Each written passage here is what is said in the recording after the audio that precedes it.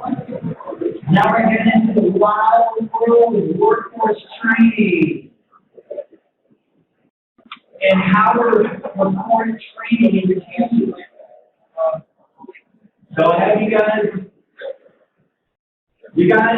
find the doors, screen out there, and hold the people in, please.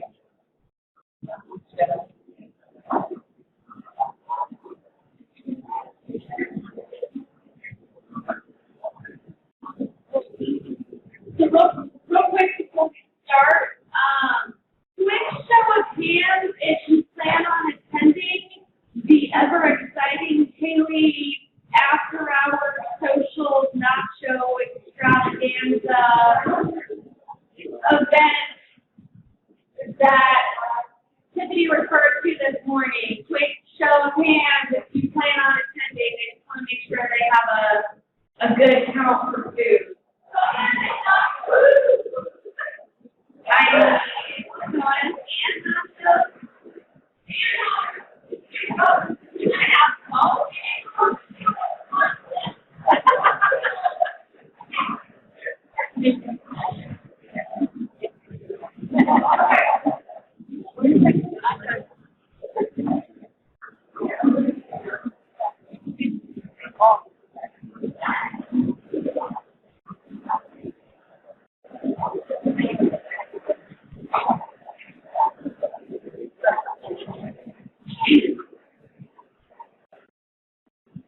Okay. Before we get into workforce training, and it'll be the first time ever in teach that training will be tracked. I wanted to I made this slide real quick. We don't have it because I'm sensing there's a little understandable confusion about high school equivalency and how it can count as a credential measure and as a measurable skill gain. So let's just look at this real quick. Take a picture with your phone and we'll make sure you get a copy of it. Just made it. So high school equivalency can count as a credential. And that's the one that has all these requirements related to being in the ninth grade cohort, becoming ninth grade at some point during participation, and the student exiting, of course, with the Spanish or English. The numerator for the credential is HSC equivalency earned during participation within 1 year of exit.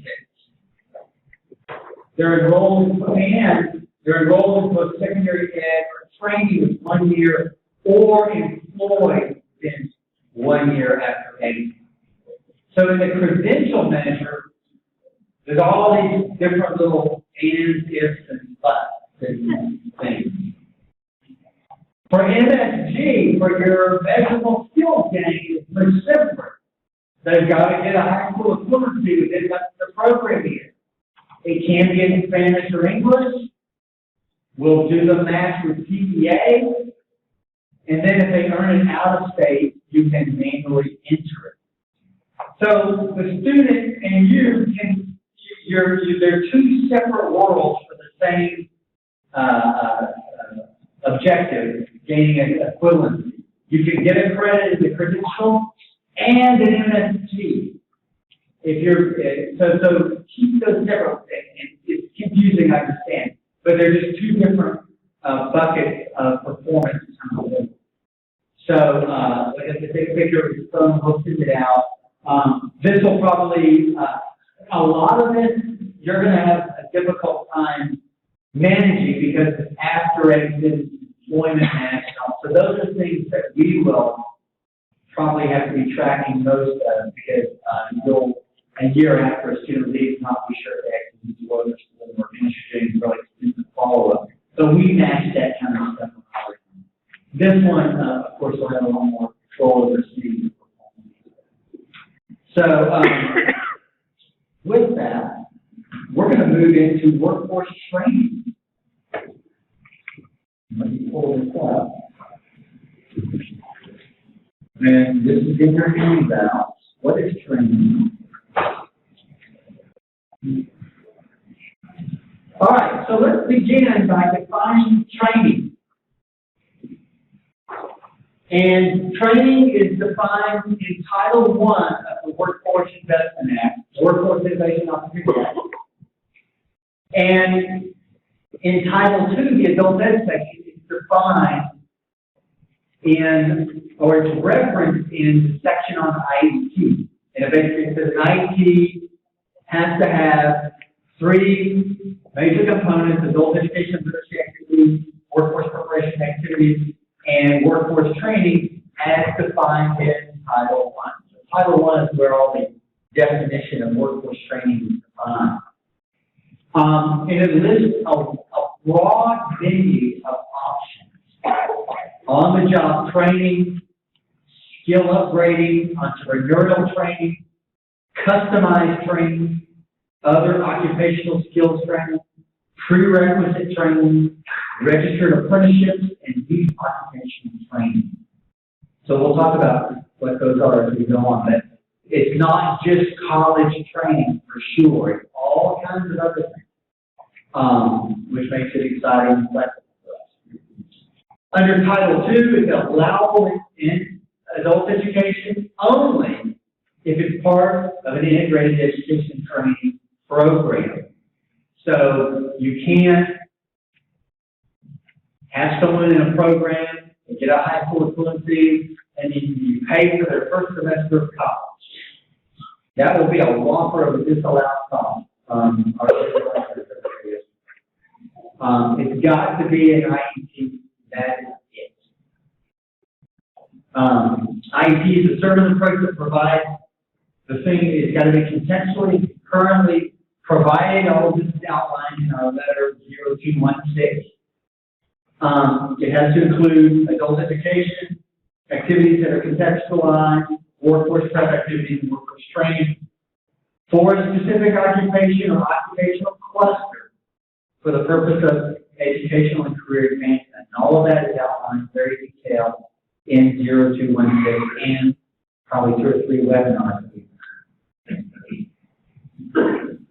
So now we get into reporting. Currently, programs report training contact hours for IEP, and that's about it, right? So let's talk about the brave new world. What teams do we do? So we've broken this into essentially 2 sections here. I would love to get through them both by the end of today, but we will see. So essentially, we want to talk about kind of what are the reporting requirements so you understand why, the why of how teams is built, why it's in there, what's in there, why we have to capture what we're going to capture. Before we actually get into this is what it's going to look like. I will say this before I get to the actual training screen portion. There's probably at least 50 that I can think of right off the top of my head, combinations of how you might be doing things. And so to provide a definitive, this is the only way to do it, isn't possible. So what we're going to do is share the functionality with you, provide some possible examples of how it might look based on how your particular IEP program is structured. But there will be other instances where you may say, well, it's like this. Which way would that be? It's like this. Which way would that be? We're well aware that over the next year, we're going to be getting a lot of those questions about, okay, I'm not exactly sure how to set this up in teams. I want to make sure I'm doing it right. I want to make sure I'm tracking what I'm supposed to track. So we're prepared for that. We know that. We're just going to do everything we can to continue to provide you with as much information as we have on what gets tracked, how it gets tracked, why it gets tracked. So so you kind of have a picture of what we're required to support for each participant who's got an IEP under VIOA, and any participant who does training under VIOA, but obviously Title II, that would be an IEP. We obviously have to report the day the training began, what type of training it is. This particular list right here is not the all-inclusive Pearl list, but there are 2 options on that Pearl list which are not applicable to Title II programs, so that's why they're not in the list. This is the only thing that will ever be applicable to Title II. have to indicate the program of study for ECP programs only. I'm going to be explaining that in just a minute here, so if you're not sure what that is, just bear with me.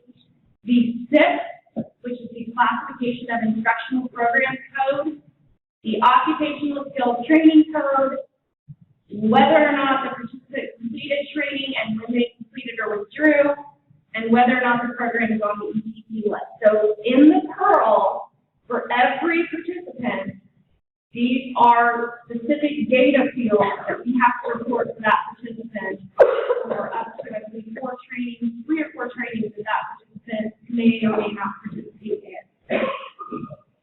A lot of thought into how exactly was the best way to do this based on how teams currently work. And a lot of different ideas got thrown around. And I'll get you to where we have landed based on what is feasible in the system and doesn't deviate too far from how the system currently operates, but still allows us to get the information we need.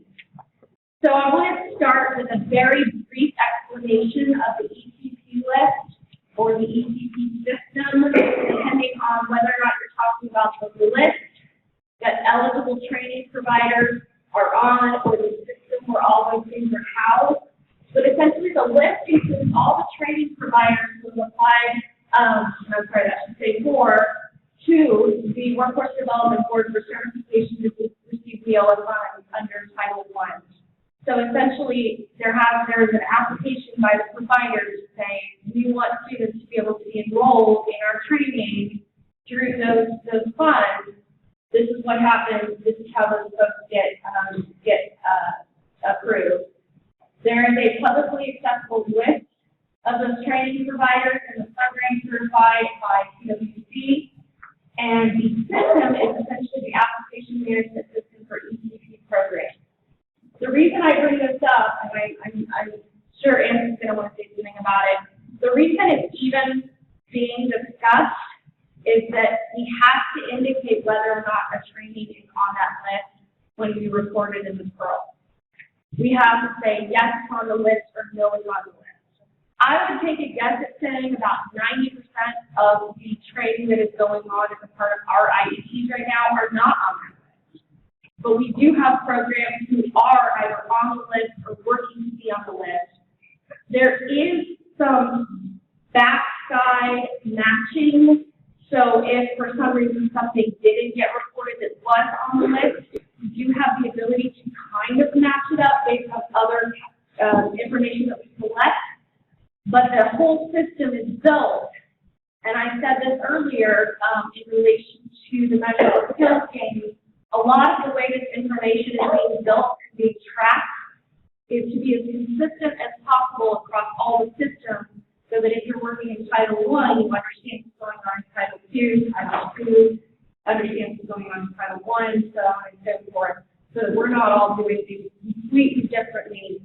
We may just have some adaptations based on how our system, meaning the IEP system, works, and how our system, meaning the overall system of providers works. Yeah, I just want to do a quick check here, so this helps us like keep guidance and stuff. So raise your hand if you feel like you're an expert in the eligible training providers. Okay. Raise your hand if you've heard of the eligible training providers. Okay. Raise your hand if you have no idea what we're talking about. Okay, that helps us a lot. Thank you. Well, we've been debating this, and I'm like, I don't know, we can get a check on where people are, because this is becoming more present, and you'll see it in more of our stuff. So we might need to do some backfilling of those knowledge. So again, the whole reason that information is being collected in the system in the first place is that if that particular training is on the ECP list, we have to include it as such on the Pearl when we report that information. So in terms of tracking training for the upcoming program year, essentially We are going to be tracking training. All training needs to be tracked. We need to be prepared to track this information for the upcoming school year. And all of your IEPs will need to be built in such a way in the team system to capture the appropriate information that needs to be captured for participants that are participating in training. So as I mentioned previously, we've got some specific elements we need to track for every single participant. But I'm going to get into how exactly we're going to track this in a minute. That makes it a little bit easier so that you're not literally going in adding all the required data fields individually for every single participant, but we didn't have to deviate too drastically far from the way things currently operate. So start date, pretty self-explanatory. This is the date that the actual training starts. When you see how training is actually set up in teams, it'll make a little bit more sense for me to say this, but it's important to understand that the basic skills component of a class or of an IEP might have a different start date than training. So training has its own unique start date. And this is the date that the actual training begins. And here, what we're talking about right now is on the participant level. The date that the participants are training. You then need to indicate the provider who is providing that training. Now, as I mentioned previously, providers may or may not be on the EQT list. So we have functionality built in for this to say if they're on the EQT list, here's the list. If they're not on the EQT list, here's the other provider. Within teams, any entity that is providing services, meaning training services for your consortium, will need to be set up as a provider to make this system work. So if someone within your organization or some outside organization is providing training services, they're providing a service under a consortium. They may not be a subcontractor, they may be a collaborating entity, that's fine, but they are right now a provider and need to be set up as a provider within your consortia for this functionality to work correctly. As I mentioned previously, if you don't know if your training is on the EQT list, it probably isn't, but there is some back-end functionality that we will be doing some matching. So in the instance that, oh my gosh, we didn't know, we set it up, they are on the EQT list, we missed it, we will be doing some match across the back-end for provider names and zip codes to indicate that yes, this is on the EQT list, so that for a particular participant, we can indicate that EQT information. You obviously, your training needs to have a name. I'm going to talk a little more about names when I get to the actual screen, but this is essentially what it sounds like. It's welding training, it's CNA training, it's medical assisting training, the name of the actual training service, so what it's called. It needs to have a type, so you need to indicate the type of training that you're providing. Now, there's a lot of training types on this list. I will tell you that most likely you're doing one of these three. You're doing other occupational skills training, which applies to most college training programs, or if you're using, let's say, an ISP trainer, probably applies to that as well. Entrepreneurial training, exactly what it sounds like. We have a letter on entrepreneurial training, which is in the final stages. That will have some additional recommendations, requirements, etc. around entrepreneurial training, but pretty much what it sounds like related to requirements for individuals starting a business.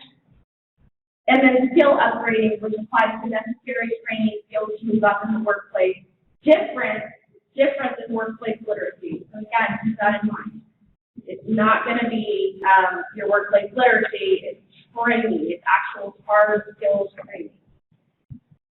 I'm not going to get into details on these other training types, primarily because, as I mentioned previously, first off, most of your trainings will fall into these categories, but additionally, they have very specific definitions that we can simply provide you. So, for instance, on-the-job training is a very specific definition in the law, and there's a lot of requirements around it.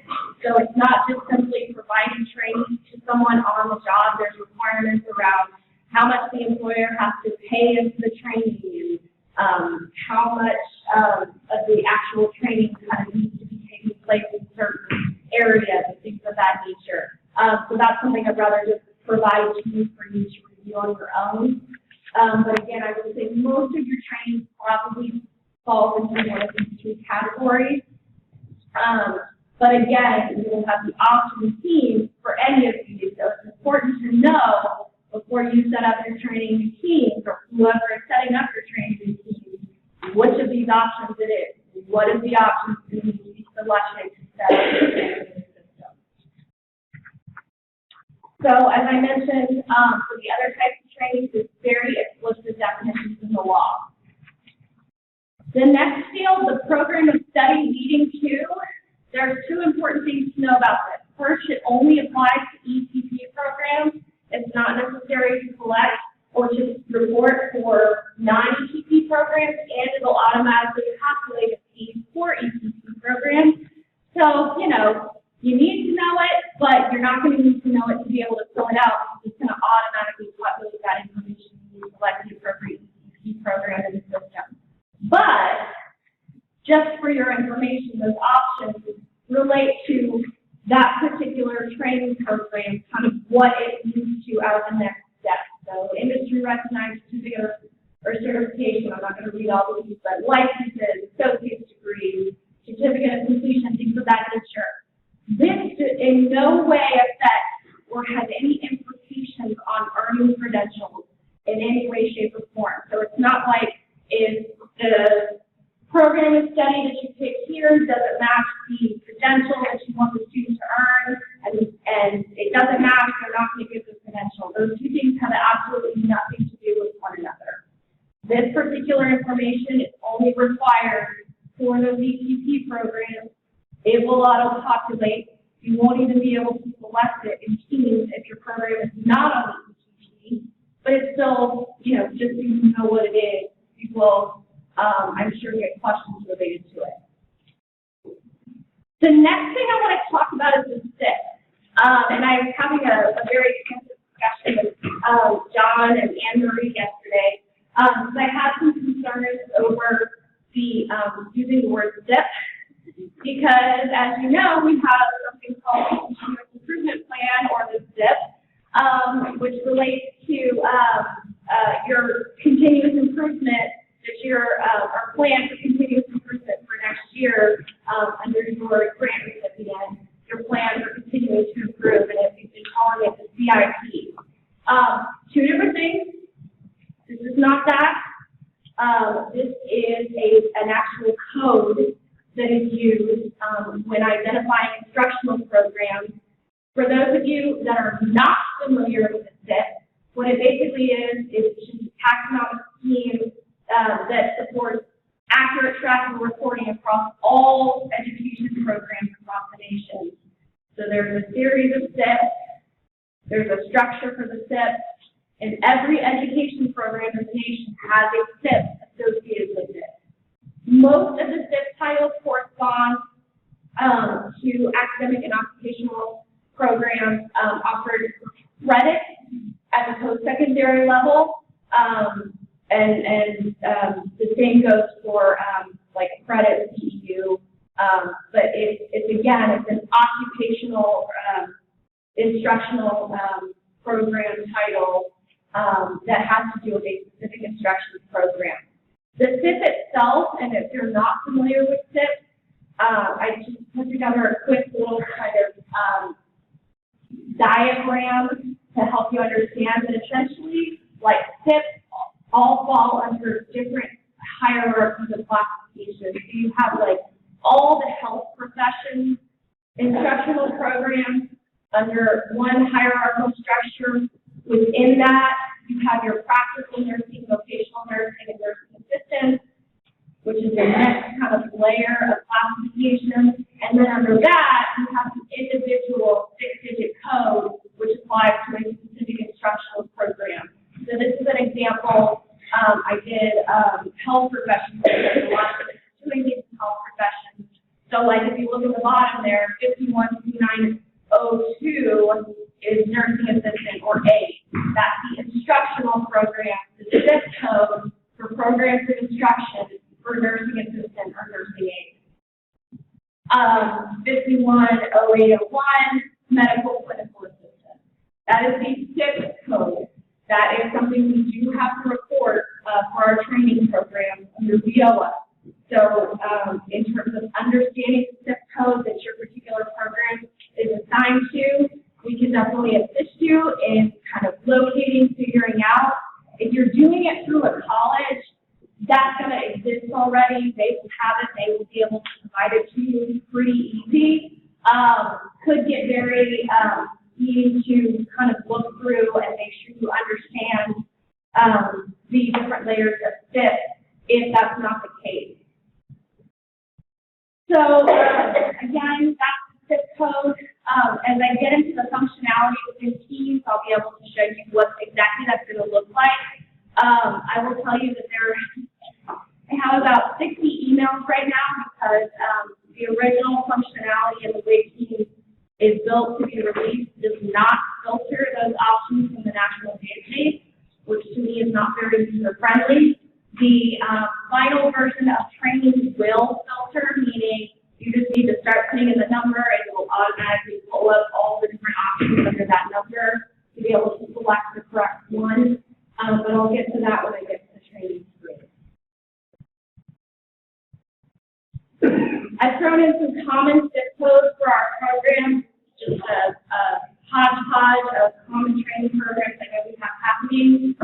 Again, we can definitely work with you if you're not sure of the zip code of your particular training. There's a common one just built in here. And where the SIPs are housed, you can just do a simple keyword search and it'll pull up anything with that keyword. But if you get in there and you're like, hey, I'm not sure if it's this one or this one, we can take a look at which one and help you make that determination about which one is correct based on the type of training you're providing, what exactly is happening in your training and things like that. So again, I've got a link here on the zip code. So if you want to take a look and see what those actually look like, if you're not familiar with zip code, the link is on here to go in and kind of take a look, search for some keywords, take a look to see if your program's on there, kind of get familiar with what the zip codes are and how exactly that structure works. The next piece of this is the occupational skills training code, which sounds very familiar in kind of general structure to the zip code, and I'll explain the difference in just a minute. But this is essentially the 8-digit ONET standard occupation code. I've got, again, the information on here for where that can be located. The difference between a SIP and an ONET code, first off, they both kind of follow a similar structure in terms of there's a hierarchy, so there's a big level, and then there's some sub-levels under that, and then you get to the actual unique one you want. The SIP code describes the training you're doing. The ONET describes the job that the training is going to give you. Two different things. So again, your training needs to have a SIP. So what is the training for? Or rather, what is the training in? And then what is the job that is meant to be associated with that particular SIP code? I will say, I know there's instances where you may have a particular, you may have it both ways. You may have a way where you're doing training, which could ultimately result in one of two jobs. You may have a situation where you're doing training that consists of two different SIPs that both lead to one job. These are the kinds of things where there's 8 billion different possibilities of how those things could roll out. So we're going to give you the groundwork, knowing that we may have to work with you to work through some of the details of how exactly should I set this up in a system, what exactly does it look like, what exactly is my training doing, and what's the best way to set it up to make it appropriately. So as I mentioned previously, some training programs may result in multiple job options. You really need to focus on the best option. If there's not a SIP or a SOC, you can't locate anything. It's probably not an approved training for IEP, and I will say that a lot for how the entire training piece is built and teamed. If you can't fill it out and you can't structure it, you might not be doing an IEP. So you want to make sure that if you get to your place and you're like, I don't know this, or ours doesn't have this, chances are you're in a situation where you may not either be doing an IEP or there may be some unclarity around exactly how your IEP program is structured. So this is why it's critically important to work closely with your program specialist as you're setting these things up, to make sure you're doing it correctly, to make sure that as you build and as you set up for a particular IEP program that is built in a way that is approved under IEP, under WIOA. So some kind of important things to remember. First and foremost, training in isolation is not allowable in adult education. Training absolutely has to be part of an IEP. There's a whole letter that's about this. So it's important that you know that, you know the requirements of IEP and WIOA.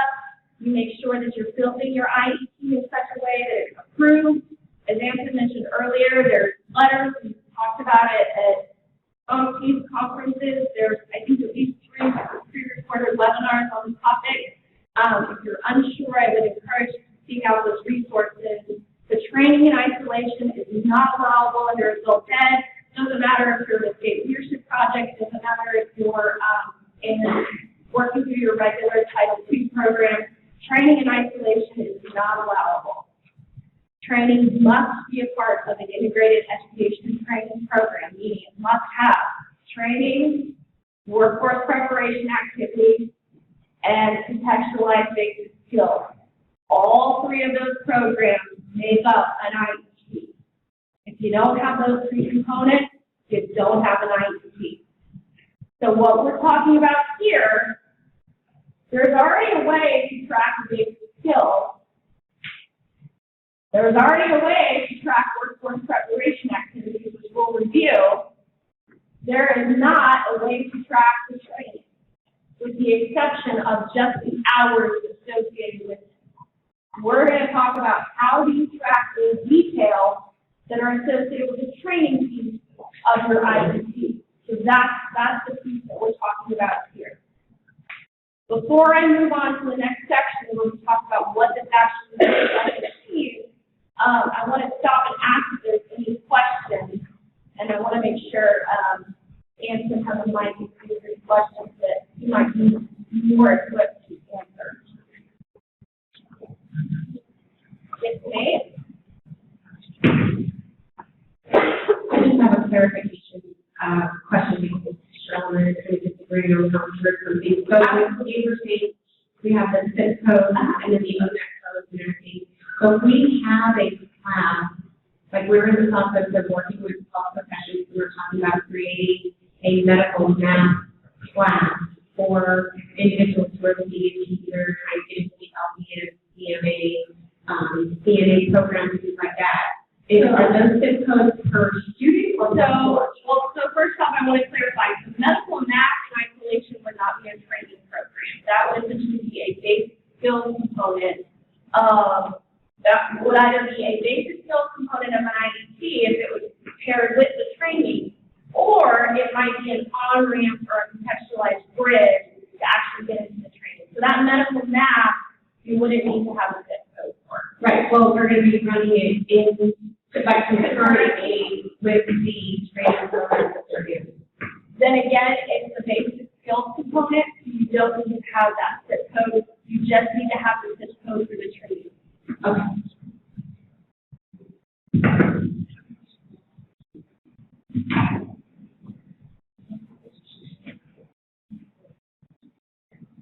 They can't hear you? Okay. Hold it then. I'm either too loud. Yeah, just hold it.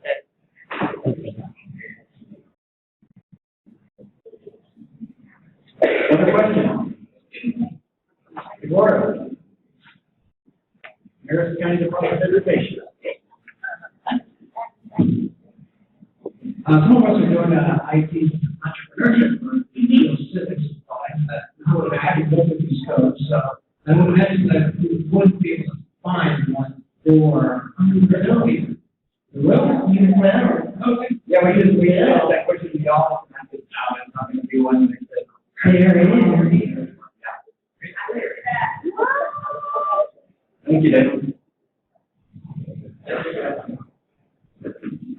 Other questions? You know, it's real, actually.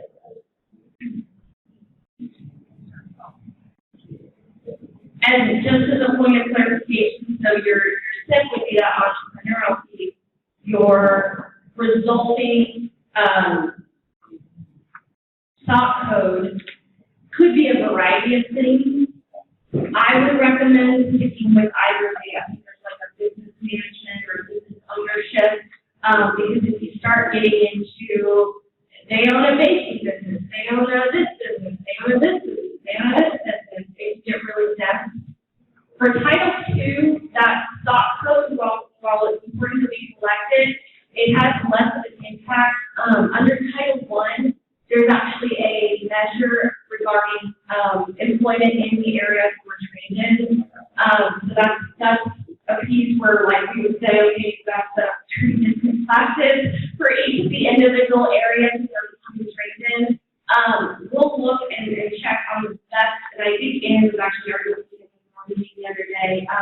The probably most appropriate stock code, unless for some reason, and I always say stock code, it's really stock or station code, but the most appropriate one for that, and unless you're in a business where you are meetings that are all kind of clustered around the same general industry.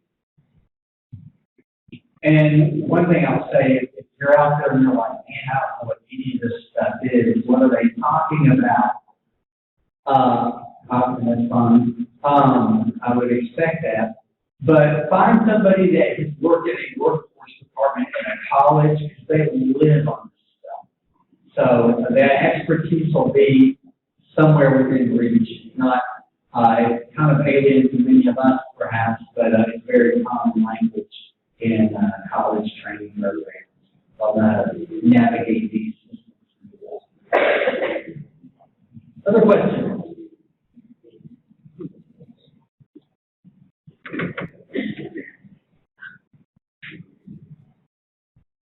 Really? Okay, well, I'm sure what, oh, we got one.